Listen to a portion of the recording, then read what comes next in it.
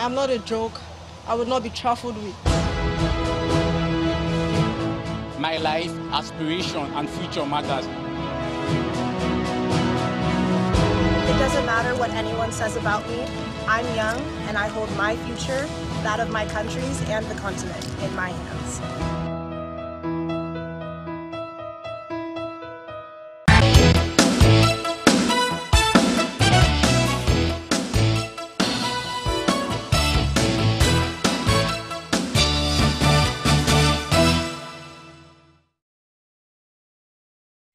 Welcome back. You just heard the Minister of Agriculture, Mr. Audu Ogbe there. What he spoke about largely seems to reflect to the need to improve infrastructure for food, the whole chain, the whole hog.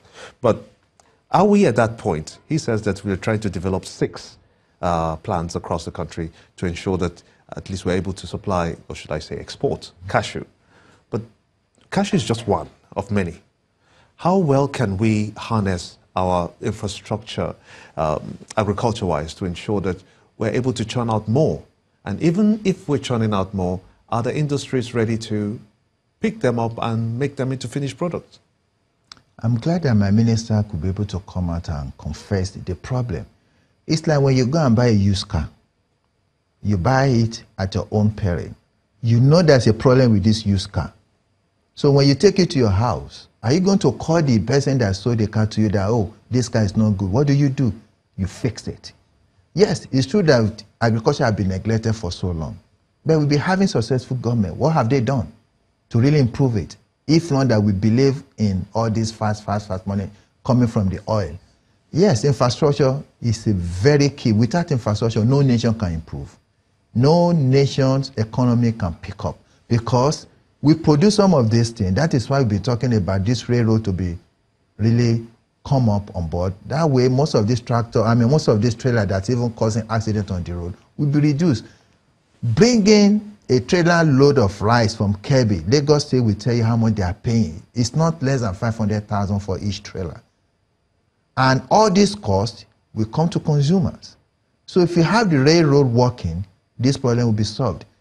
What about the power, electricity? This is the same government when they come out, they say within 6 months they're going to fix our electricity.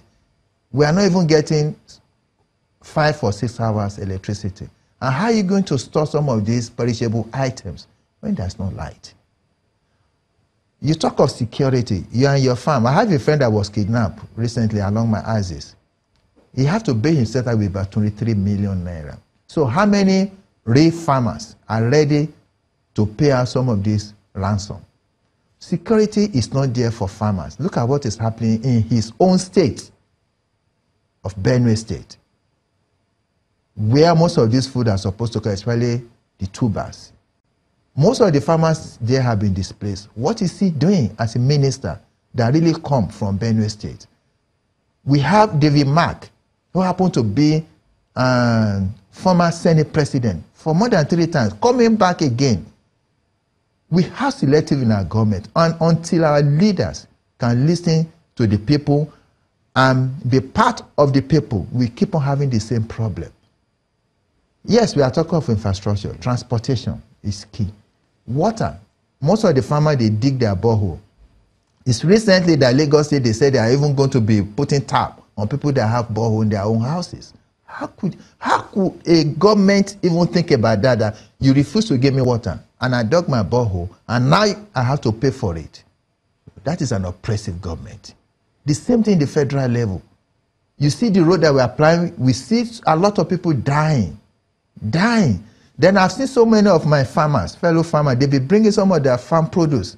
You see federal road safety troubling them, delaying them with all these perishable items. Police will stop you if you don't give them money. You will not go. And some of these things, supposing you are carrying processed food. So what can the legislatures do to protect the farmer, especially those who are moving goods by the roads?